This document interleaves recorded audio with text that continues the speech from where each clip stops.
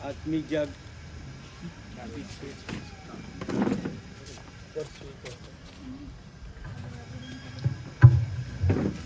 જાગૃતિની આ 24મી મીટિંગ છે. ગત 23 મીટિંગ ખૂબ જ આશીર્વાદિત કરી છે. ઘણા બધા મોટી સંખ્યામાં બધા આવ્યા અને બહુ જ ઈશ્વરના આપણે વચનો સાંભળ્યા અને એ રીતે પ્રભુ આત્મામાં આપણને બળવાન કર્યા છે. અને આજે 24મી મીટિંગ છે અને આજનો મુદ્રાલેખ છે તેઓના જેવા ન થઈએ. આજનું બાઇબલનું શિક્ષણ છે ઉપવાસ વિશે અને યશાયા 58:5 કલમ.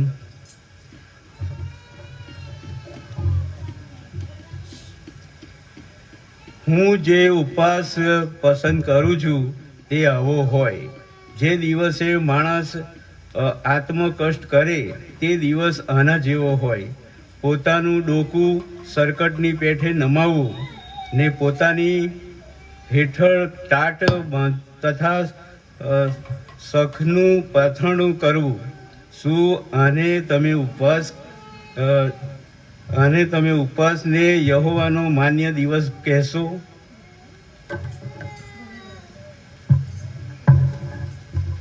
પ્રાર્થના કરીએ. પવિત્ર પવિત્ર પવિત્ર સર્વશક્તિમાન દયાળુ જીવતા ઈશ્વર મહાન પ્રભુ, અમે તમારો આભાર માનતા સ્તુતિ કરીએ છીએ.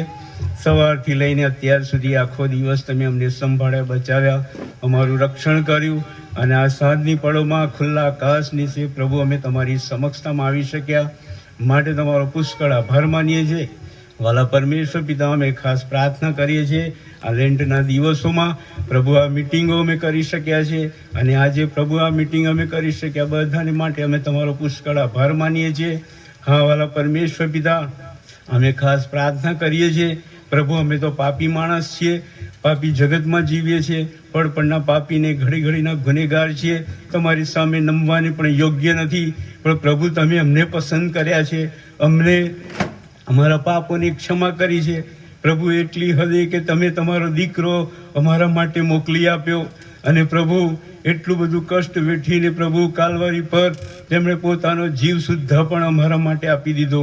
એ માટે કે અમે જીવન પામીએ, અમે અમારા પાપોની માફી મળે અને અમારા ઉદ્ધારને માટે પ્રભુ તમે ખાલી થઈ ગયા. ઓ પ્રભુ, અમે તમારો પુષ્કળ આભાર માનીએ છીએ પ્રભુ. આ મિટિંગને અમે તમારા હાથમાં મૂકીએ છીએ. અમારા વચન લાવનાર સેવકને પણ અમે તમારા હાથમાં મૂકીએ છીએ. તેમના મુખ દ્વારા તમે બોલો અને વાતને વ્યવહાર કરો. તેમના મુખ દ્વારા તમારા વચનો સાંભળીએ અને અમારા જીવનો પ્રભુ તમને સોંપીએ અને એ રીતે અમે તમારો મહિમા કરી શકીએ. ઓ વાલા પરમેશ્વર પિતા, અમે તમારો આભાર માનીએ છીએ.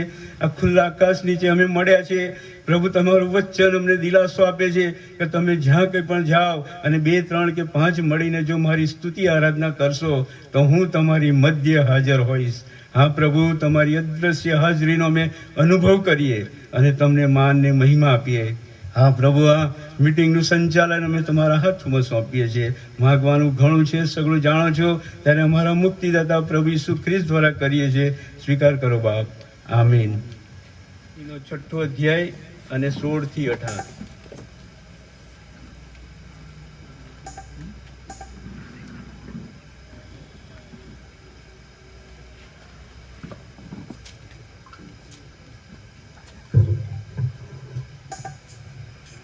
બાઇબલ વાંચીએ.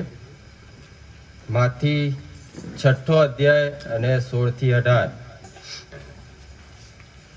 વળી જ્યારે તમે ઉપવાસ કરો ત્યારે ઢોંગીઓની પેઠે લેવાઈ ગયેલા મોના ન થાઓ, કેમ કે લોકોને ઉપવાસી દેખાવા સારું તેઓ પોતાના મોં કસાણા કરે છે. હું તમને ખચિત કહું છું કે તેઓ પોતાનો બદલો પામી ચૂક્યા છે. પણ તું ઉપવાસ કરે ત્યારે તારા માથા પર તેલ ચોપડ ને તારું મોં ધો, એ માટે કે માણસોને નહીં પણ તારો બાપ જે ગુપ્તમાં છે તેને તું ઉપવાસી દેખાય, ને ગુપ્તમાં જોનાર તારો બાપ તને બદલો આપશે. પ્રભુ તેના વાંચેલા વચન પર આશીર્વાદ આપે. આમીન. એમ વાયફના ભાઈઓ અને બહેનોને હું વિનંતી કરું છું તે આપણને સ્તુતિ આરાધનામાં દોરશે.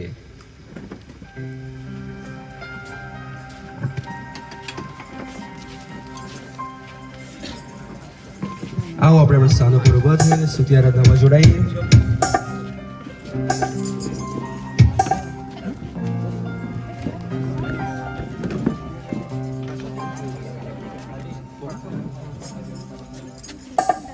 Hallelujah, hallelujah. આપણે સ્તુતિ આરાધનામાં જોડાઈએ અને ગીતના શબ્દો છે આનંદ આનંદ આનંદ હે.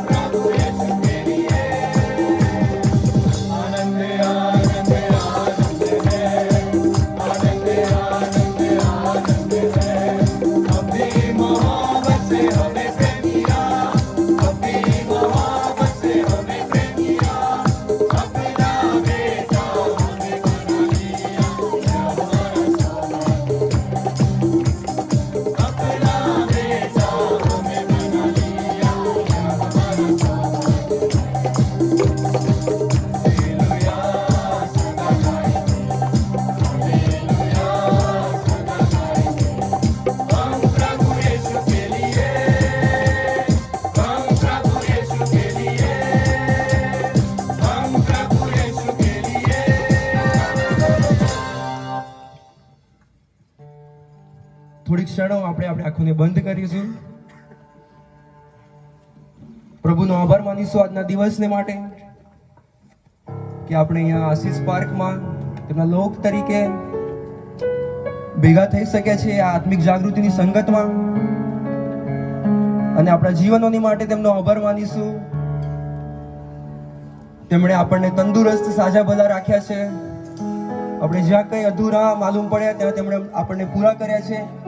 કારણ કે ગીત કરતા એવું કહે છે કે યહોવા નો આભાર માનો, કેમ કે તે ઉત્તમ છે, તેની કૃપા સર્વકાળ ટકે છે. માટે આપણે તેમનો બહુ જ આભાર માનીએ, તેમની પાસે સહાય માગે, આશીર્વાદ માગે. કેમ કે ગીત કરતા ફરી એવું કહે છે કે હું પર્વતો તરફ મારી આંખો ઊંચી કરું ને મને ક્યાંથી સહાય મળે? જે યહોવાએ આકાશ તથા પૃથ્વી ઉત્પન્ન કરે તેનાથી મને સહાય મળે. તો આપણે પ્રભુ પાસે સહાય માગે, તેમનો આશીર્વાદ માગે, અને મારી પાસે તમે ગીતમાં જોડાઓ, પવિત્ર અતિ પવિત્ર.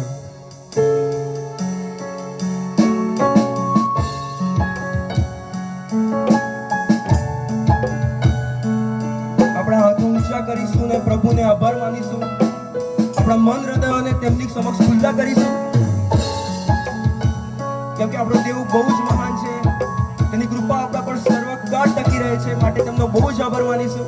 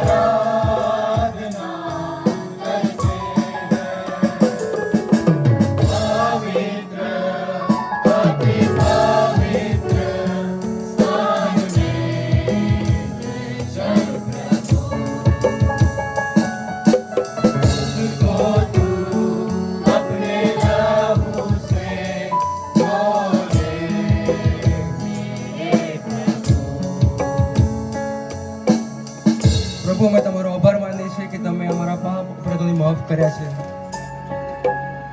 અને પ્રભુ, અમે તમારી સમક્ષ અત્યારે આવીએ છીએ કે અમે અમારા રોજિંદા જીવનોમાં ઘણી બધી રીતે પ્રભુજી અધૂરા માલુમ પડે છે, તમારાથી દૂર જતા રહીએ છીએ પ્રભુજી. પણ તમે અમારા પાપ અપરાધોને માફ કરો છો, અમને શુદ્ધ અને પવિત્ર કરો છો.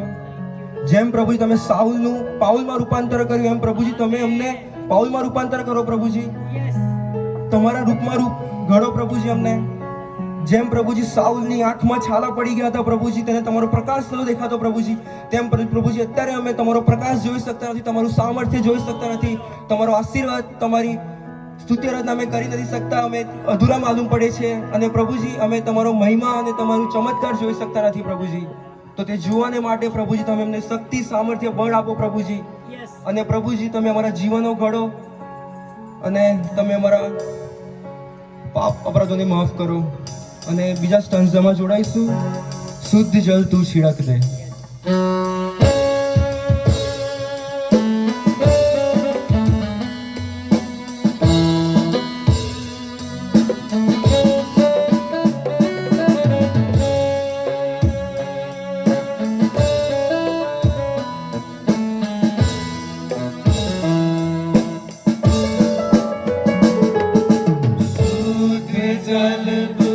छिड़क दे, मन को मैं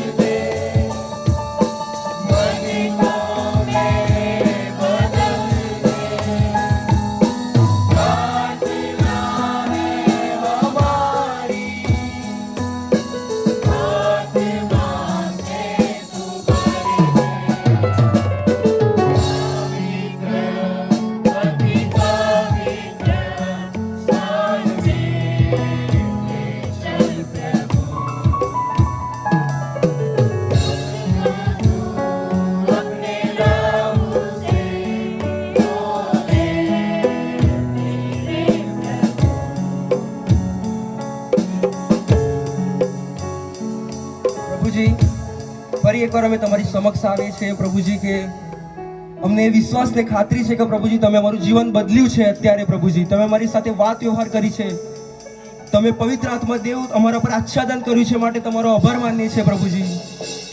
અને પ્રભુજી અમે તમારી સમક્ષ આવે છે પ્રભુજી, અમે અમારા મન હૃદયોને ફરી તમારી સમક્ષ ખુલ્લા કરી અને ત્રીજા સ્ટાન્ઝામાં જોડાઈશું, जितना मैं तुझको जानूं उतना करीब पाऊं.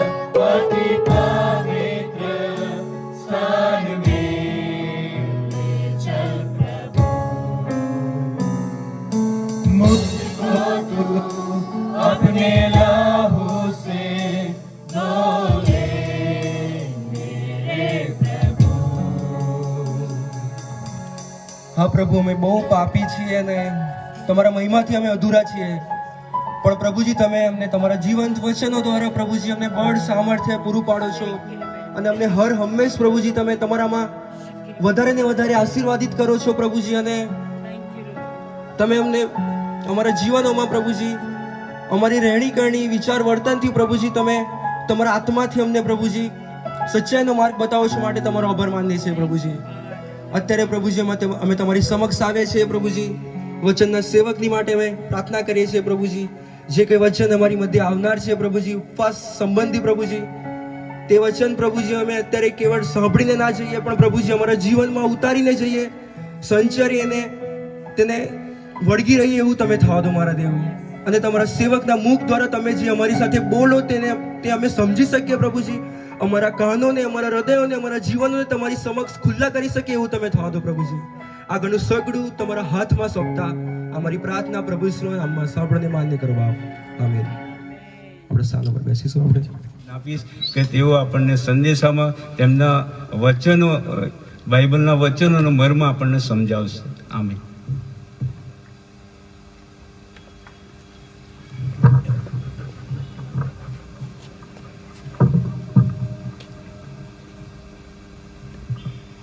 હાલેલુયા. ઈશ્વર પિતાનો પુષ્કળ આભાર માનીએ છીએ, પ્રભુની સ્તુતિ કરીએ છીએ. આજનો સુંદર દિવસ પ્રભુએ આપણા જીવનમાં આપ્યો. લેન્ડ સિઝનનો 24મો આ દિવસ, 24મી સાંજ, 24મી મિટિંગ. અત્યાર સુધી બધી મિટિંગોમાં પ્રભુની હાજરી આપણે નિહાળી. સુંદર સ્તુતિ, આરાધના અને વચનો દ્વારા અલગ અલગ વિસ્તારોમાં અલગ અલગ પ્રભુના સેવકોની આગેવાનીમાં, કારભારીઓની આગેવાનીમાં આપણે ઈશ્વરનું ભજન કરી શકીએ. અને ઘણા બધા તમે પ્રાર્થનાઓ કરો છો, તમારામાંથી ઘણા બધા ઉપવાસ પણ કરો છો, અને બધી પ્રભુની કૃપા આપણા જીવનમાં આવતી ગઈ છે. આપણે એમાં વધારે આશીર્વાદો પ્રાપ્ત કરતા ગયા છે. અને આ વર્ષે જે ગિરી પ્રવચન, માર્થીની સુવાર્તા 5મો અધ્યાય, 6ઠ્ઠો અધ્યાય, 7મો અધ્યાય, જે ગિરી પ્રવચન પ્રભુ ઈસુનું આપવામાં આવ્યું છે. અને ગિરી પ્રવચનમાં જે મુખ્ય આધાર વચન આપણને આપવામાં આવ્યું છે, એ આધાર વચન પ્રમાણે અત્યારે આપણે આગળ વધી રહ્યા છીએ. અને એ તો જે મુદ્રાલેખ છે તેઓના જેવા ન થાઓ, માર્થી 6 અને 8. અને એના અનુસંધાનમાં માર્થીની સુવાર્તાના 5મા અધ્યાયથી શરૂઆત કરીને આપણે 6ઠ્ઠા અધ્યાયમાં આવ્યા છીએ. અને 6ઠ્ઠા અધ્યાયમાં 16મી કલમથી 18મી કલમ જે ઉપવાસ વિશે લખવામાં આવ્યું છે. અને ઉપવાસ એ આજનો વિષય રાખવામાં આવ્યો છે, અને વિષયમાં આપણે આગળ વધવા માંગીએ છીએ. અને અત્યાર સુધી ગિરી પ્રવચનમાં 5મા અધ્યાયની શરૂઆતમાં આકાશના નાગરિકોના ચારિત્ર એ કેવા હોવા જોઈએ એના વિશે ધન્ય વચનો પ્રભુ ઈસુએ કહ્યા અને રૂપકો તેમણે આપ્યા. તમે જગતનું મીઠું છો, તમે જગતનું અજવાળું છો. અને ત્યારબાદ નિયમશાસ્ત્રને હું પૂર્ણ કરવા આવ્યો છું. નિયમશાસ્ત્રના ઘણા બધા વચનો મેં પૂર્ણ કર્યા છે, હું પૂર્ણ કરવાને આવ્યો છું. સાચી સમજ એના વિશે ઘણી બધી બાબતોમાં તેમણે કહી. અને ત્યાર પછી 6ઠ્ઠા અધ્યાયમાં ધર્મકૃત્યો વિશે પ્રભુ ઈસુ એ શિક્ષણ આપી રહ્યા છે. એમના લોકોની આગળ ધર્મકૃત્યો કરવા સંબંધીની 3 મુખ્ય બાબતો ધર્મકૃત્યોના સંદર્ભમાં છે. અને એમાં પહેલું જે ધર્મકૃત્ય છે દાન ધર્મ, બીજું છે પ્રાર્થના, અને ત્રીજું જે ધર્મકૃત્ય ઉપવાસ. એ ત્રણેય ધર્મકૃત્યો એ ખ્રિસ્તી મંડળીને માટે અથવા ઇઝરાયેલી સમાજ સમુદાયને માટે બહુ અગત્યના હતા. આજે આપણી મંડળીઓમાં પણ તે બહુ અગત્યના છે. અને એ 3 મુખ્ય જે ધર્મકૃત્યો છે, એ ધર્મકૃત્યોમાં જે સાચા હૃદયથી, ત્યાં લખ્યું છે દાન ધર્મ કરનારા, સાચા હૃદયથી પ્રાર્થનાઓ કરનારા અને સાચા હૃદયની ઉપવાસ કરનારાઓને બદલો પ્રભુ આપ્યો છે. એ મુખ્ય બાબતો છે. પણ જેઓ સાચા હૃદયથી દાન ધર્મ કરતા નથી, પ્રાર્થનાઓ કરતા નથી અને ઉપવાસ કરતા નથી, તેઓ બદલો પામી ચૂક્યા છે, એવું પ્રભુનું વચન ત્યાં આપવામાં આવ્યું છે. અને 3 ધર્મ કૃત્યોની અંદર બદલો પ્રભુ આપશે, એવા લોકોને પ્રભુ બદલો આપશે. એ મુખ્ય બાબતો ત્યાં રજૂ થાય છે. અને એ વિષયમાં આપણે આગળ વધી રહ્યા છે. અને શરૂઆતમાં મેં તમારા તરફ આ વચનો તરફ જતા પહેલાં હું કારભારી સાહેબ શ્રી કિરીટભાઈનો આભાર માનું છું. તેમના એરિયામાં એટલે કે આ વિસ્તારમાં આપણે મિટિંગમાં મળ્યા છીએ. અને કારભારી તરીકે તેમનો જે રિપોર્ટ્સ આપણે સાંભળ્યો, બહુ અજાયબ રિપોર્ટ્સ, તેમણે અજાયબ કામ કર્યું છે. અને પ્રભુની કૃપામાં બહુ લાંબા સોસાયટી, આશીષ સોસાયટી, શિવપથ, શક્તિ પાર્ક, પ્રાર્થના રેસિડેન્સી, નીલકમલ, શિવમ, એ 5 કે 6 સોસાયટીઓમાં તેમની સેવાઓ છે. એ પરિવારો છે, લગભગ 26 પરિવારો છે તેમની પાસે. અને લગભગ 2,56,000 જેવું દાન તેઓ આ વર્ષ દરમિયાન જમા કરાવ્યું છે. બહુ મોટી સેવા તેમણે કરી છે. તેઓ દરેક ઘરોમાં જઈને પ્રાર્થનાઓ કરવી ને દાનો એકઠા કરવા, એ બહુ મોટી સેવાઓ તેમના દ્વારા થઈ રહી છે. અને એ સેવાઓ પાછલા દિવસોમાં તેમણે કરી છે.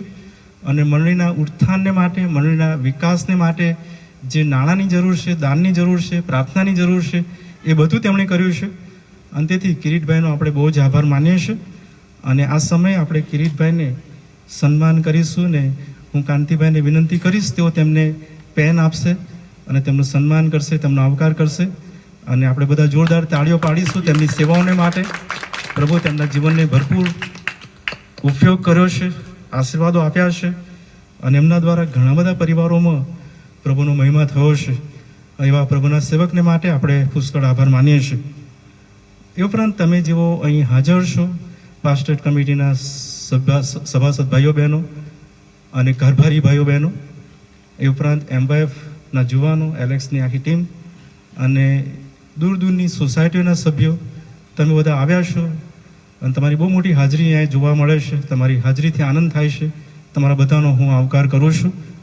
અને ઉપરાંત સ્થાનિક જે આ સોસાયટીના રહીશો, આશીષ સોસાયટી, અને એ ઉપરાંત શિવપદ, શક્તિ પાર્ક, પ્રાર્થના રેસિડેન્સી, નીલકમલ, શિવમ સોસાયટીના રહીશો જેઓ અહીં હાજર છો, તમારા બધાનો હું આવકાર કરું છું. અને જે પ્રમાણે મેં કીધું એ પ્રમાણે અત્યારે આપણે જ્યારે આગળ વધીએ છીએ ત્યારે પ્રભુના સેવક કાંતિભાઈનો પણ આપણે આવકાર કરીએ છીએ, કારણ કે તેમની આગેવાનીમાં આ મિટિંગો મળી રહી છે અને તેઓ સહાયક તરીકે સહકાર આપીને આ કાર્યક્રમોમાં બધામાં હાજર રહીને બધી રીતે દોરવણીને માર્ગદર્શન તેમણે બન્યું છે. આજે તૈયાર કરવામાં પણ તેમનો મુખ્ય ફાળો છે અને તેમણે સુંદર આયોજનબદ્ધ આ તૈયાર કર્યું છે. અને એટલા માટે કાંતિભાઈનો પણ આપણે આભાર માનીએ છીએ. અને ઉપવાસ, જે મેં શરૂઆતમાં તમારી આગળ કીધું, એ ઉપવાસ વિશે આપણે મનન કરી રહ્યા છીએ અને એ બાબતમાં આપણે જઈ રહ્યા છીએ ત્યારે જે પ્રભુ ઈસુએ ધર્મકૃત્યોના સંદર્ભમાં દાન, ધર્મ, પ્રાર્થના અને ઉપવાસ પર ભાર મૂક્યો, એ ત્રણ બાબતો યહૂદી સમાજમાં, ઇઝરાયલી લોકોમાં બહુ મહત્વની બાબતો હતી. એ લોકો દાન ધર્મ આપવા જ્યારે જાય ત્યારે લોકો જુએ, લોકો નિહાળે, લોકોની આગળ પ્રશંસા તેમની થાય, લોકો વાહ કરે, એટલે એક હાથે દાન અને બીજા હાથે રણસીંગડું. ચૌટાઓમાં જાય, જાહેર રસ્તાના નાકાઓ પર જાય, લોકો જુએ, એ રીતે દાન ધર્મ કરતા હતા. પ્રભુ ઈસુએ તેમને વખોડી કાઢ્યા. પ્રભુ ઈસુ કહે છે કે તારો જમણો હાથ જ્યારે દાન કરે ત્યારે તારો ડાબો હાથ જાણે નહીં. એ રીતે ગુપ્તમાં જોનાર તારા બાપ એ તને બદલો આપશે. તું એવું દાન અને એવી રીતે દાન ધર્મ તું કર. અને પ્રાર્થના વિશે પણ એવી જ બાબત તેમણે કીધી.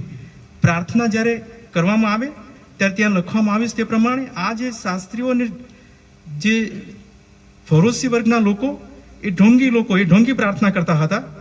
એ લોકો સભા સ્થાનોમાં, જાહેર રસ્તાઓના નાકા ઉપર ઊભા રહીને લોકો જુએ એ પ્રકારે પ્રાર્થના કરતા હતા. સિનેગોગમાં પણ જાય, સિનેગોગમાં એટલે સભા સ્થાનમાં પણ તે ઊંચા અવાજે લોકો જુએ, જોરથી બહુ લાંબી મોટી પ્રાર્થનાઓ કરતા હતા. અને એટલા માટે એવા લોકોને તેમણે વખોડી કાઢ્યા. એવા વિદેશી લોકો કે જેઓ બહુ અમથો લવારો કરે, પુષ્કળ લાંબી પ્રાર્થનાઓ કરે, એ બાબતને તેમણે વખોડી કાઢી.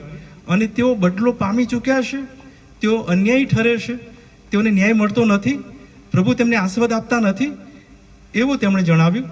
પણ જે લોકો સાચા હૃદયથી પ્રાર્થના કરે છે, સાચા દિલથી પ્રાર્થના કરે છે, તેઓને હું બદલો આપીશ. અને એના વિશે તેમણે સુંદર શિક્ષણ આપ્યું. અને પ્રાર્થના કેવી કરવી જોઈએ એના વિશે પણ ઓ આકાશમાંના અમારા બાપ એ પ્રાર્થના શિષ્યોને શીખવી. અને આપણે એ દરરોજ મધ્યસ્થીની પ્રાર્થના પછી એ પ્રાર્થનાઓ બોલીએ છીએ અને આપણને ખબર છે ને, આપણે બધા જાણીએ છીએ અને બહુ ગજબની પ્રાર્થના આપણે કરીએ છીએ અને એ પ્રાર્થનામાં આપણે દરરોજ જઈએ છીએ. અને ત્રીજી બાબત, આજે જે ઉપવાસ વિશે આપણે જોઈ રહ્યા છે, એ ઉપવાસના સંદર્ભમાં પણ શાસ્ત્રીને ફરોશી વર્ગના લોકો અથવા જે ધાર્મિક આગેવાનો હતા, એ લોકો ઉપવાસ તો અઠવાડિયામાં 2 કરતા. ત્યાં લખવામાં આવ્યું છે લુકની સુવાર્તાના 18મા અધ્યાયમાં, જે ફરોશી હતો એ જો જાહેરમાં મોટે અવાજે સિનેગોગમાં પ્રાર્થના કરતા કહેતો હતો કે પ્રભુ, હું તો અઠવાડિયામાં 2 વાર ઉપવાસ કરું છું. અને બધા મોટાભાગના આગેવાન લોકો, ધાર્મિક લોકો એ ઉપવાસ કરતા, પુષ્કળ ઉપવાસ કરતા, અઠવાડિયામાં 2 વાર ઉપવાસ કરતા. પણ એ લોકો ઉપવાસ કરે ત્યારે બીજા લોકોને ખબર પડવી જોઈએ કે એમણે ઉપવાસ કર્યો છે. અને એટલા માટે એમના મોં વિકાસ, એમના ત્યાં લખ્યું છે તે પ્રમાણે તેમના મોં એ વિલાઈ ગયેલા હોય તેવા મોં થાય, લેવાઈ ગયેલા મોં ના થઈ જાય, ઉપવાસી દેખાવા જેવા દેખાય. એ લોકોને ખબર, બીજા લોકો જાણે, એના માટે એ લોકો એ પ્રકારનું જાણે કે એમનું શારીરિક ભાવો બતાવે, વર્તન એ પ્રમાણે કરે. અને એવી આખી જે પ્રથા, એવી બાબત, પરંપરા ઊભી થઈ હતી. અને લોકોને ખબર પડે કે આ તો ઉપવાસી લોકો આવ્યા, ઉપવાસ કરનારા છે, અને એને પ્રભુએ વખોડી કાઢ્યા છે. એવી બાબતોને પ્રભુએ વખોડી કાઢી છે. અને પ્રભુએ સુંદર બાબતો ત્યાં કીધી છે કે તમે જો પ્રાર્થના કરવા માંગો છો તો ત્યાં લખ્યું છે તમારા માથા પર તેલ ચોપડ અને તારું મોં ધો, કેમ કે માણસોને નહીં પણ ગુપ્તમાં જે બાપ, જેને તું ઉપવાસી દેખાવા માંગે છે, તે બાપ તને ગુપ્તમાં જુએ અને તને બદલો આપે. એવો પ્રભુ ઈસુએ તેઓને શીખવ્યું. આપણે જાણીએ છીએ કે દરેક ધર્મમાં ઉપવાસને બહુ મોટું સ્થાન આપવામાં આવ્યું છે અને ઉપવાસ પર બહુ મોટો આધાર એ લોકો રાખે છે. દરેક જગ્યાએ દરેક ધર્મમાં એ બાબતો આપણે જોઈએ છે. એટલા માટે કે એ લોકો આત્મકષ્ટ કરવા માંગે છે, બહુ કડકાઈથી એમના શરીરને એ લોકો ભૂખ્યા રાખીને અને ઈશ્વર સાથેના સંબંધમાં જોડાવા પ્રયત્ન કરે છે અને એ આત્મકષ્ટ કરે છે અને એ પ્રકારે એ લોકો ઉપવાસ કરે છે. અને એ બહુ સારી બાબતો પણ છે. જો શારીરિક અને માનસિક અને આધ્યાત્મિક એ ત્રણ બાબતો જ્યારે આપણે જોઈએ તો એ જે ત્રણ બાબતો છે તેમાં શારીરિક રીતે જોઈએ તો પાચન ક્રિયા માટે બહુ જરૂરી છે ઉપવાસ. અઠવાડિયામાં એક ઉપવાસ કે બે ઉપવાસની જરૂર છે. બીજી બાબત કે શરીરના ડિટોક્સ, આપણે શરીરના જે કચરું છે એને કાઢી નાખવો તો એમાંથી પાર થવો એના માટે પણ બહુ જરૂર છે. આરોગ્યના હિતાવહ માટે એ બહુ જરૂરનું છે. રોગ પ્રતિકારક શક્તિ મજબૂત આપણે શારીરિક થાય એના માટે પણ ઉપવાસ શરીરને માટે બહુ જરૂરનું છે. ઘણી બધી એવી બીમારીઓ છે, હાર્ટની બીમારી, ડાયાબિટીસની બીમારી, એનું જે રક્ત પ્રવાહને સુધારવાને માટે, સુગરને નિયંત્રિત કરવા માટે ઉપવાસ ઘણીવાર ઉપયોગી છે. શારીરિક રીતે જોઈએ તો. માનસિક રીતે જો જોઈએ તો એના પણ ઘણા બધા ફાયદાઓ છે. મનને એકાગ્ર કરવું અથવા મનનું મનોબળ વધારવું અથવા તો મેડિટેશન કે જે માનસિક શાંતિ કે માનસિક ધ્યાન આપણે કેન્દ્રિત કરવું જોઈએ, એ ઉપવાસ આપણા માટે બહુ જરૂરનું છે. સ્ટ્રેસ કે આવેશીપણું જે છે આપણા શરીરમાં એને કંટ્રોલ કરવા માટે ઉપવાસ બહુ જરૂરનો છે. સેલ્ફ કંટ્રોલ અને સંયમ વધારવા માટે પણ ઉપવાસ એ ખરેખર બહુ જરૂરનો છે. જે માનસિક ફેરફારો, માનસિક તફાવત, માનસિક આપણને અસર થાય છે અને ફાયદા થાય છે. આત્મિક રીતે આપણે ઈશ્વરની વધારે નિકટતામાં જઈએ છીએ અને ઈશ્વર સાથેના પ્રેમમાં વધારે નિષ્ઠા પ્રાપ્ત કરીએ છીએ અને મન અને હૃદયને આપણે શુદ્ધ અને આત્મિક રીતે ઈશ્વર સાથેના વિકાસ, આપણે મનને વિકાસ, આત્માને વિકાસ કરીએ છીએ, ઈશ્વર સાથેના સીધા સંબંધમાં આવીએ છીએ અને આત્મસંયમ આપણે પ્રાપ્ત કરીએ છીએ અને એમાં નમ્રતા આવે છે, આપણે નમ્ર થઈએ છીએ. જેમ યશાયા પ્રબોધક કહે છે 59મા અધ્યાયમાં, સરકટ પવનથી નમી જાય છે એ પાતળી દાંડીનો ઊંચો છોડ અને પવન આવે એટલે એકદમ નમી જાય. એને એમ આપણે ઉપવાસ કરીએ ત્યારે આપણે એવા નમીએ પણ લોકો નમાવીએ, ઈશ્વરની આગળ નમાવીએ, નમ્ર થઈએ અને આત્મસંયમ અને આત્મશક્તિ પ્રાપ્ત કરીએ. અને હું તમને કહીશ કે એ બધી બાબતો બહુ જરૂરી છે અને એવું જો આપણે કરીએ છીએ તો ઉપવાસ એ આપણા જીવનને માટે બહુ આશીર્વાદિત બને છે. હું તમને કહીશ કે ઉપવાસ માત્ર ખાવા પીવાને રોકવું એટલું જ નહીં. ઉપવાસ તો શરીરના અને આત્માના, મનના એ ત્રણેય બાબતની શુદ્ધિકરણ છે અને ત્રણ બાબતો એ જરૂરી છે. પ્રભુ ઈસુ ઉપવાસ નહીં કરવા સંબંધી શિક્ષણ આપ્યું નથી. ઉપવાસ કરવો જરૂરી છે અને ઉપવાસ કરવાથી ઘણા બધા ફાયદા છે. પણ એ જે ઉપવાસ કરવાથી જે ફાયદાઓ થાય છે, ઘણીવાર આપણા જે ઉપવાસો અને આપણા જીવનની જે સ્થિતિ છે, ઉપવાસ કરવા પછી પણ આપણે ગમે તેવું વર્તન કરીએ, ગમે તેવું જીવન જીવીએ, ગમે તેવું આપણે વ્યવહારો કરીએ, ગમે તેવું બોલીએ, અને જે વ્યસનો કરીએ, એ ઉપવાસનો કોઈ ફાયદો થતો નથી.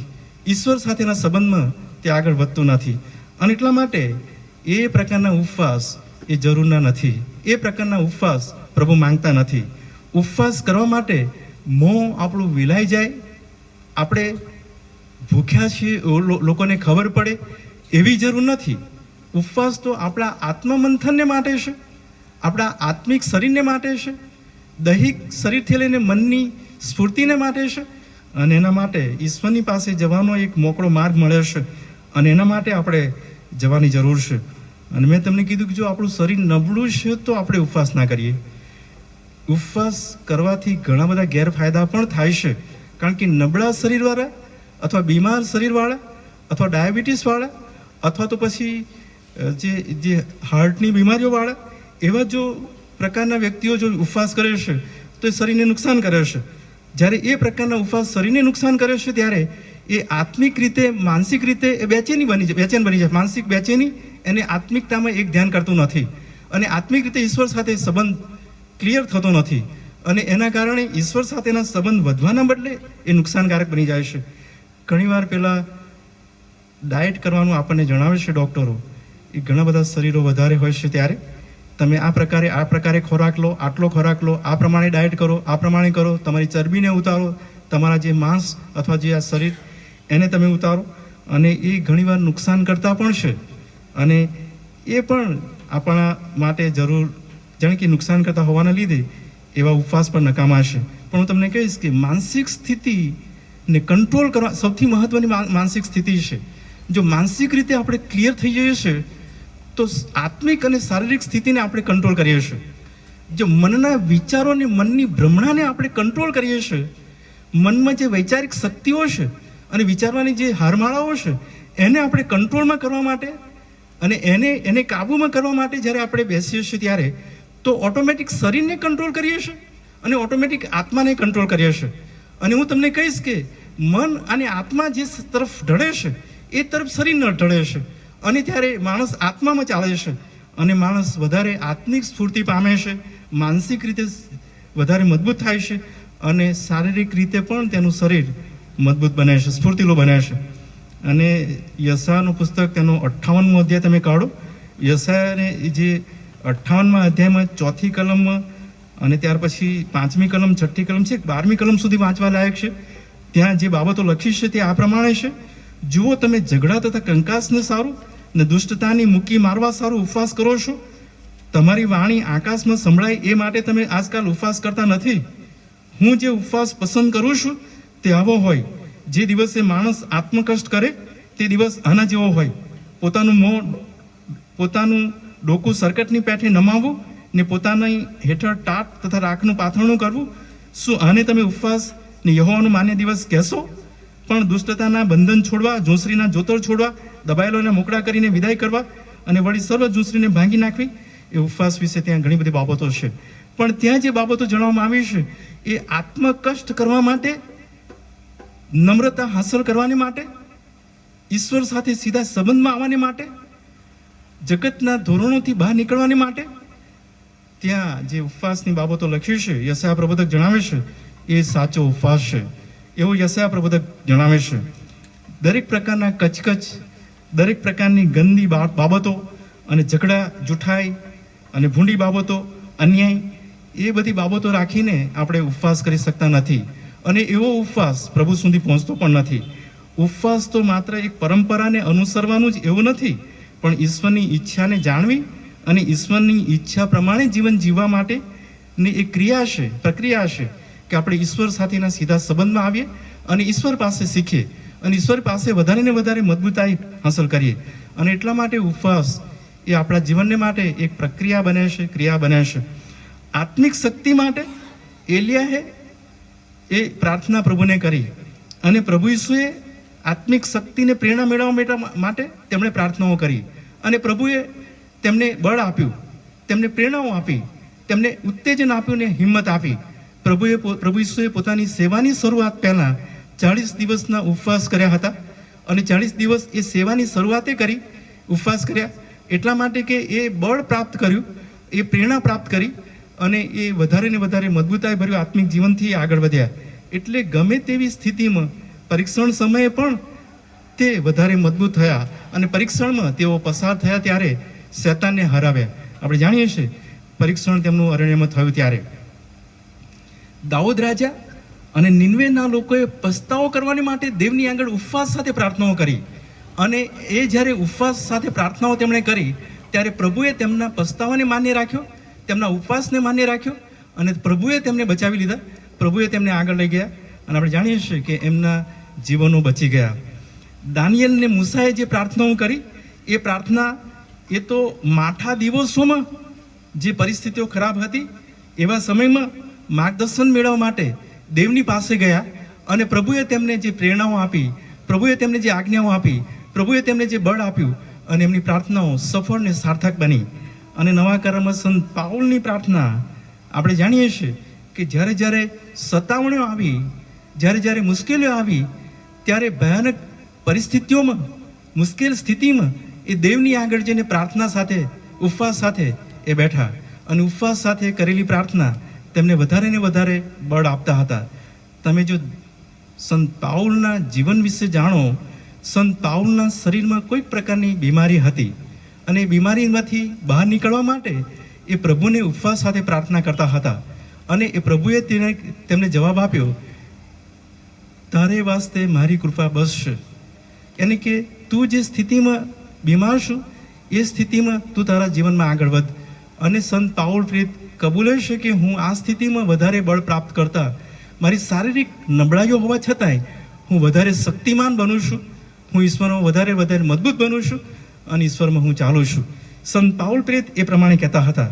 અને હું તમને કહીશ કે ઉપવાસ એક આધ્યાત્મિક શક્તિ મેળવવા માટેનું અને શિસ્તતા સાથે કેળવવાને માટે અને બહુ સરળ બાબતો છે કે આપણે આધ્યાત્મિક રીતે શિસ્તમાં આવીએ અને ઈશ્વર સાથેના સંબંધમાં આવીએ અને એ પ્રકારે આપણે ચાલીએ. યહોશાફાટ રાજાના સમયે પેલા મોઆબીઓ અને આમોનીઓ એ બધા ચડી આવ્યા અને એમનું આખું સૈન્ય જ્યારે આગળ આવતું હતું અને એ યહોશાફાટ રાજાએ જોયું ત્યારે તેમણે ઉપવાસનો ઢંઢેરો પીટાવ્યો. તે દેવની પાસે જઈને બેઠા, તેમને ટાટ ઓઢ્યો, રાખમાં બેઠા. એમણે આખી યહૂદિયાની પ્રજાને એમણે ઢંઢેરો પીટાવીને કીધું કે તમે ઉપવાસ કરો અને પ્રાર્થના કરો કે જેથી કરીને આપણે બચીએ. અને એટલા માટે યહોશાફાટના એ સમયમાં ઉપવાસને પ્રાર્થના જ્યારે તેમણે કરી ત્યારે પ્રભુએ તેમનો બહુ મોટો બચાવ કર્યો. એવું આપણે જૂના કરારમાં કાળુતાંતના પુસ્તકમાં, રાજાઓના પુસ્તકમાં વાંચ્યું છે. એસ્તર રાણી વિશે પણ આપણે જાણીએ છીએ કે જીવન જોખમમાં મૂકીને એ રાજાની આગળ જવા માટે તેણે ઉપવાસ કરવા માટે યહૂદી લોકોને મોર્દખાઈ દ્વારા જણાવ્યું, તું બધા લોકોને જણાવો, ભેગા કર અને હું રાજાની સમક્ષ હું જઉં છું, મારો જીવ જોખમમાં મૂકીને જઉં છું. અને આપણે જાણીએ છીએ એ સમયના રાજાનો એવા નિયમો હતા કે કોઈ તેની આગળ જઈ શકે નહીં અને જો જાય તો તેને એક જ નિયમ હતો, તેને મારી નાખો. અને એટલા માટે એ સાહસ તે કરવા માંગતી હતી પોતાની પ્રજાને બચાવવા માટે. ત્યારે તેણે મોર્દખાઈને એ લોકોને બધાને જાણ કરી કે યહૂદિયાના બધા લોકોને ભેગા કર, ઉપવાસ સાથે પ્રાર્થના કર. અને ત્યાં વાંચવાની મળે છે કે તે પ્રમાણે પ્રાર્થના કરવાથી રાજાનું મન બદલાયું. અને એ એસ્તરે તો એની દાસીઓ જે હતી એને પણ પ્રાર્થના અને ઉપવાસ સાથે પ્રભુની આગળ આવવાને જણાવ્યું હતું. અને હું તમને કહીશ કે એઝરા પોતાની ગુલામગીરીમાંથી એ જ્યારે યરૂશાલેમમાં પાછો ફરી રહ્યો હતો ત્યારે યહૂદી લોકોને તે ચેતવણી આપીને કહી રહ્યો હતો અને ઢંઢેરો પીટાવી રહ્યો હતો કે ઉપવાસ સાથે પ્રાર્થનાઓ કરો. અને તેમણે ઉપવાસ સાથે પ્રાર્થનાઓ કરી અને એટલા માટે પ્રભુએ તેમને સફળતા આપી. નવા કરારમાં પ્રભુ ઈસુ એક જગ્યાએ આ પ્રમાણે બોલ્યા કે આ જાત ફક્ત પ્રાર્થનાથી જ નહીં, ઉપવાસ સાથે ઉપવાસ કરીને એનો અર્થ એવો થાય છે કે આત્મ શુદ્ધતા પ્રાપ્ત કરીને, સાચી પવિત્રતા હાંસલ કરીને, ઈશ્વર સાથે સીધા સંબંધમાં આવીને, ઈશ્વર સાથે માંગીને એ અશુદ્ધ આત્માને કાઢી શકાય છે. એ સિવાય આપણે જો પ્રાર્થનાઓથી જ એની પાસે કાઢવા જઈએ તો એ શક્ય બનતું નથી. અને એના માટે આત્મકષ્ટ કરવાની જરૂર પડે છે, ઉપવાસ કરવાની જરૂર પડે છે. 1 દિવસ, 2 દિવસ, 3 દિવસ ઉપવાસની જરૂર પડે છે. ઉપવાસ સાથે, પ્રાર્થના સાથે, તૈયારી સાથે આપણે એ કાર્ય કરી શકીએ છીએ. એવું પ્રભુ ઈસુ તેમના શિષ્યોને જણાવતા હતા. અને હું તમને કહીશ કે ઉપવાસ એક એવી બાબત છે, એક ધર્મકૃત્ય એવું છે કે જે ધર્મકૃત્ય એ માણસોને બતાવવા માટેનું નથી, એ તો ઈશ્વર સાથેના સીધા સંબંધનું છે. એ મારા વ્યક્તિગત જીવનનું છે, આપણા વ્યક્તિગત જીવનનું છે, જાહેર જીવન માટેનું નથી. દાન ધર્મ તો કદાચ જાહેર જીવનમાં થાય, અથવા આપણે પ્રાર્થનાઓ પણ જાહેરમાં આપણે કરીએ, કેટલીક પ્રાર્થનાઓ જાહેરમાં આપણે કરીએ છીએ, એ જરૂરનું છે અને એ પ્રમાણે થવું પણ જોઈએ. દાનની બાબતો પણ એવી છે. પણ ઉપવાસ એ જાહેર જીવનમાં નથી. એ ઉપવાસ એ વ્યક્તિગત જીવનની બાબત છે, એ આત્મા સંશોધનની બાબત છે. આત્મા કેળવવાની, આત્મમંથનની જરૂર છે. અને એ પ્રમાણે આપણે ઉપવાસને પ્રભુ કહેશે એ પ્રમાણે કરવું જોઈએ. આત્મશુદ્ધિ માટે આપણે ઉપવાસ કરવા જોઈએ.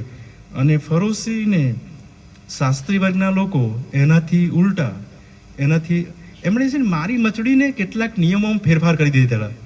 અને એવા ફેરફાર કરી દીધેલા કે એ જાહેર જનતાની આગળ એ પ્રમાણેનું આખું વર્ચસ્વ બની ગયેલું અને એ પ્રમાણે જાણે કે એમના નિયમો બની ગયેલા. એટલે ઉપવાસની બાબતો જ્યારે શરૂ થાય ત્યારે એ ઉપવાસ અથવા જ્યારે ઉપવાસ કરે ત્યારે એ લોકો એવી જાહેરમાં એ રીતે નીકળે કે લોકોને ખબર પડે કે આ ઉપવાસી લોકો આવ્યા. લોકોને એવી ખબર પડે કે આ લોકો દાન ધર્મ કરી રહ્યા છે. અને લોકોને એવી ખબર પડે કે આ તો ગજબની પ્રાર્થનાઓ કરનારા લોકો આવ્યા. એવી બાબતો એમણે ઊભી કરેલી. પ્રભુ એને વખોડી કાઢે છે અને પ્રભુ તેને કહેશે કે એવી ધર્મકૃત્ય કરવાની બાબતોને કારણે તેઓ બદલો પામી ચૂક્યા છે. આકાશમાં તેમનો કોઈ બદલો મળવાનો નથી. તેઓ અન્યાયી ઠર્યા છે અને તેઓ ન્યાયી ઠર્યા નથી. પણ જેઓ સાચા હૃદયથી, સાચા દિલથી, સાચા મનથી ઉપવાસ કરે છે, પ્રાર્થના કરે છે, દાન ધર્મ કરે છે, તે બધાને માટે પ્રભુ કહે છે કે હું તેઓને બદલો આપીશ અને એ બદલો આકાશમાં મળવાનો છે. હા, આ જગતમાં કદાચ ઘણીવાર ના પણ મળે, પણ આકાશમાં એ બદલો બહુ મોટો છે અને એ પ્રભુ જે વચન આપે છે એ વચન કદી નિષ્ફળ જતું નથી. 40 દિવસના ઉપવાસો કદાચ કેથોલિક સંપ્રદાયમાંથી આવ્યા અને પ્રોટેસ્ટન્ટ મંડળો એનો નકાર કરતા હતા. ઉપવાસનો નકાર કરવો એવું નથી. પ્રોટેસ્ટન્ટ મંડળોમાં ઉપવાસ નથી એવું નથી. આપણી મંડળીમાં ઉપવાસને મહત્વ છે, બધી મંડળીમાં ઉપવાસને મહત્વનું છે. પણ 40 લેન્ટ સિઝનના જે દિવસો એ પ્રણાલિકા એ કેથોલિકમાંથી આવી. પણ એ પ્રણાલિકા આવવા પાછળનું પણ ઘણું આત્મસંશોધન હું તમારી આગળ જણાવવા માંગુ છું. એ તો એ છે કે એ દિવસો, એ તપ ઋતુના દિવસો આપણે પ્રાયશ્ચિત કરીએ, ઈશ્વરની વધારે નિકટ જઈએ, ઈશ્વરને પામીએ, ઈશ્વરના આશીર્વાદો મેળવીએ, એ બહુ જરૂરનું છે. અને એટલા માટે ઉપવાસ, પ્રાર્થના, દાન ધર્મ એ ધર્મકૃત્યો આપણા જીવનમાં બહુ મહત્વના બની જાય છે. અને એમાં પ્રભુ ઈસુ આપણને જણાવે છે તે પ્રમાણે ઉપવાસ એ તો એ છે કે માણસો તેને બાપને ગુપ્તમાં તેને ઉપવાસી દેખાય અને ગુપ્તમાં જોનાર તારો બાપ તને બદલો આપે અને એ પ્રમાણે તું ઉપવાસ કર. અને એ પ્રકારના ઉપવાસો પ્રભુ ઈસુ અહીંયા આગળ યહૂદી લોકોને ગિરી પ્રવચનના સમયમાં અને એ સમય પ્રબોધ કરતા કહેશે. અને હું તમને કહીશ કે આજની મંડળીઓમાં, આજના સમાજ કે ખ્રિસ્તી જે સંપ્રદાયો છે, તે મંડળીઓ છે, એ બધી જગ્યાએ ઉપવાસને બહુ પ્રાધાન્ય આપવામાં આવી રહ્યું છે. અને પ્રાર્થનાઓ અને ઉપવાસ સાથે એને ખરેખર ઈશ્વર સાથેના સંબંધમાં જોડવામાં આવે છે. અને ઘણા બધા વ્યક્તિઓ 40 દિવસના ઉપવાસ કરે છે. ઘણા બધા અઠવાડિયામાં 1 ઉપવાસ કરે છે. ઘણા બધા અઠવાડિયામાં 2 ઉપવાસ કરે છે. અને ઘણા બધા વિશ્વાસી વ્યક્તિઓ પ્રાર્થના સાથે એ દિવસે બહુ સારા કામો કરે છે. બીજાઓને મદદ કરવું, જે દિવસે એ જમે નહીં એ દિવસનું જમણ હોય બીજાઓને આપવું, ઘણી બધી મદદ કરવાની ભાવનાઓ, ઘણા બધા સારા કામો મેં ઘણા બધાને એવા જોયા છે. તેઓ આ પ્રકારની પ્રાર્થના અને ઉપવાસ કર્યા છે. એ દિવસે તેઓ આખા દિવસ દરમિયાન ખાતા નથી, જમતા નથી અને બીજાઓની મદદ કરે છે અને બીજાઓને જમાડે છે. એવું પણ મેં ઘણા બધા વિશ્વાસી લોકોને જોયા છે. આપણી મંડળીઓમાં છે એવા. અને એવા પ્રકારના લોકો એ સાચો ઉપવાસ કરે છે, તેઓ સાચું આત્મમંથન કરે છે, સાચી પ્રાર્થનાઓ કરે છે, ઈશ્વર સાથે વધવાને માટે, ઈશ્વર સાથેના સંબંધમાં આગળ જવાને માટે અને આત્મિક રીતે વધારે મજબૂત થવાને માટે ઉપવાસ તેઓના જીવનને માટે બહુ આશીર્વાદિત બને છે. અને હું તમને કહીશ કે આપણા જીવનને માટે ઉપવાસ સાથેની પ્રાર્થના એ આપણને વધારે આત્મિક રીતે મજબૂત કરશે. એવી રીતે આત્મિક રીતે મજબૂત કરશે કે પ્રભુ આપણી સાથે સીધા સંબંધમાં, સીધી વાતચીત અને સીધા આશીર્વાદોથી ભરી દેશે. અને પ્રભુ એવું ઈચ્છે છે દરેક વિશ્વાસી, દરેક ખ્રિસ્તી જીવન એ પ્રકારના ઉપવાસને પ્રાર્થના કરે અને પ્રકારે પ્રભુની સાથેના સીધા સંબંધમાં આવે. અને એવું પ્રભુ આપણી આગળ જણાવવા માંગે છે. એટલા જ માટે ઉપવાસ વિશે, એ જે ધર્મકૃત્ય વિશે અહીં જે બાબતો લખી છે તે પ્રભુ ઈસુ એવું કહે છે કે તેઓના જેવા ના થાવ, એટલે ધર્મશાસ્ત્રીઓ અને ધર્મયાજકો અને પેલા જે ફરોશી વર્ગના લોકો કે જેઓ ઉપવાસ મોં વિકાસ નાખે, મોં મસ્કોડે જાય અથવા શરીરની ભાષાથી ખબર પડે કે આ લોકો ઉપવાસ, એવા નહીં. પણ સાચા ઉપવાસ અને સાચી ઈશ્વર સાથેના સંબંધની બાબતો અને સાચો મનોમંથન એ જરૂરનું છે. છેલ્લે એક બાબત કહીને બંધ કરીશ, તે તો એ છે કે કેટલાક ધર્મોમાં જે ઉપવાસ કરવામાં આવે છે ત્યારે પાણી પણ પીવાનું નિષેધ છે. પાણી પણ નહીં પીવાનું, થૂક પણ નહીં ગળવાનું. કેટલીક જગ્યાએ એવા ઉપવાસ કરવામાં આવે છે કે મૌન રહેવાનું, બોલવાનું પણ નહીં. કેટલીક જગ્યાએ એવી પણ બાબતો આપણે જોઈએ છે કે ઉપવાસના દિવસે એકાંતમાં બેસવાનું, એકાંતમાં બહાર જાહેરમાં આવવાનું નહીં, એવું બધું જોઈએ છે. પણ બાઇબલ એવું કહેતું નથી. બાઇબલમાં તો એવું નથી દર્શાવ્યું. બાઇબલમાં તો જે દિવસ ઉપવાસ કરીએ એ દિવસે બહુ કડકાઈ વાપરવાની જરૂર નથી, બહુ કડક ઉપવાસ કરવાની જરૂર નથી. હા, પાણીની જરૂર છે શરીરમાં, તો પાણી પીવાની જરૂર છે. અને અમુક પ્રકારનો બ્રેકફાસ્ટ પણ લેવાય છે, કારણ કે શરીરની સ્થિતિને આપણે જોવાની છે. શરીરની સ્થિતિ પ્રમાણે આપણે ઉપવાસ કરવાના છે. યાની કે એ પ્રકારની જે બાબતો છે એ કડકાઈ ભર્યા ઉપવાસ એ બહુ નુકસાનકારક પણ બની જાય છે. અને એ પ્રકારની પરિસ્થિતિ બાઇબલમાં જણાવવામાં આવી નથી. તમે ઉપવાસી બનો, તમે ઉપવાસ કરો એ જરૂરનું છે, પણ ઉપવાસ એવો છે કે ઈશ્વર સાથેના સીધા સંબંધમાં તમારા શરીરને, તમારા મનને અને તમારા આત્માની સાથે સીધા નિકટ ઈશ્વર સાથેના સંબંધમાં આવવાની બાબત છે. અને એ સાચો ઉપવાસ છે. અને એટલા માટે આવો આપણે પ્રભુની પાસે જઈને ઉપવાસ વિશે પ્રભુની પાસે કૃપા માંગીએ. આપણી આંખો બંધ કરીશું અને પ્રભુની આગળ આપણે એ પ્રકારના ઉપવાસ કરવા માટે કે જે પ્રભુ આપણને સૂચવે છે, બીજાઓ માટે, બીજાના મદદને માટે, આપણા આત્મકષ્ટ માટે, આત્માના વધારે વૃદ્ધિ માટે, વિકાસ માટે, ઈશ્વર સાથેના સીધા સંબંધને માટે અને વધારે ને વધારે બળ, હિંમત, મજબૂતાઈ મેળવવાને માટે ઉપવાસ કરનારા બનીએ. અને એટલા માટે આપણી આંખો બંધ કરીશું, પ્રભુની પાસે જઈશું, પ્રભુની આગળ આપણે પ્રાર્થના કરીશું, પ્રભુને કહીએ કે પ્રભુ, હું જે અત્યાર સુધી ઉપવાસ કરતો આવ્યો છું એ ઉપવાસમાં જ્યાં જ્યાં તકલીફ થઈ છે, જ્યાં જ્યાં મુશ્કેલી થઈ છે, એ પ્રભુ તમે જાણો છો. તમે મને એમાંથી મુક્ત કરો, અમારા પાપ અપરાધને મુક્ત કરો, મારા હૃદયને, મારા જીવનને, મારા વ્યક્તિગત જીવનને શુદ્ધ કરો, પવિત્ર કરો, કે જેથી કરીને હું સાચા ઉપવાસને પ્રાર્થનાઓ કરીને વધારે આત્મબળ પ્રાપ્ત કરું, વધારે આત્મિક જીવનમાં વૃદ્ધિ પામું અને પ્રભુનો આશીર્વાદ એ દ્વારા આપણે મેળવીએ. આપણી આંખો બંધ રાખીશું અને આપણે પ્રભુની પાસે જઈશું, આપણે પ્રાર્થના કરીશું. પવિત્ર દેવ, સ્વર્ગના પ્રભુ, તમારો આભાર માનીએ છીએ દેવ, કારણ કે તમે અમારી સાથે છો, તમારી હાજરી અમારી મધ્ય છે પ્રભુ. પવિત્ર આત્માદેવ, તમારી કૃપા અને સામર્થ્ય અહીંયા આગળ તમારે પ્રકાશ આપ્યો છે અને પ્રકાશમાં પ્રભુ અમે અમારા જીવનોને નિહાળતા, અમે અધૂરા માલુમ પડીએ ત્યાં અમે કબૂલાત કરીએ છીએ પ્રભુ. અમે જ્યાં નબળા છીએ ત્યાં અમે તમારી આગળ આવીએ છીએ પ્રભુ. તમે અમને અમારા પાપો, અપરાધોને માફ કરો, તમે અમને શુદ્ધ કરો, તમારું સામર્થ્ય અમને આપો, તમારું ગૌરવ અમને આપો. સાચા ઉપવાસી બનવાને માટે, સાચા દાન ધર્મો કરવાને માટે, સાચી પ્રાર્થનાઓ કરવાને માટે જે ધર્મકૃત્યો અમને આપ્યા છે તે દ્વારા તમારી સાથે સીધા સંબંધમાં આવવાને માટે અને તમારો બદલો અમે મેળવીએ, તો બદલો પામીએ અને બદલો મેળવવાને માટે તમે પ્રભુ અમને બધાને તૈયાર કરો. અમે તમારા ખ્રિસ્તી વિશ્વાસી વ્યક્તિઓ છીએ કે પ્રભુ અમે તમારા માર્ગોમાં ચાલીએ, તમને પસંદ પડે તેવું જીવન જીવવા માંગીએ છીએ. ત્યારે તમે અમને એ બળ આપો, એ હિંમત આપો, એવી સહાય તમે કરો અને તમારામાં વધારે ને વધારે તમારી કૃપાથી ભરો તેવી વિનંતી પ્રભુ અમે કરીએ છીએ. અમારા સૌના પાપોને માફ કરો તેવી વિનંતી કરતા પ્રભુ ઈસુમાં અમારી પ્રાર્થના તમે સાંભળો અને માન્ય કરો. આમીન.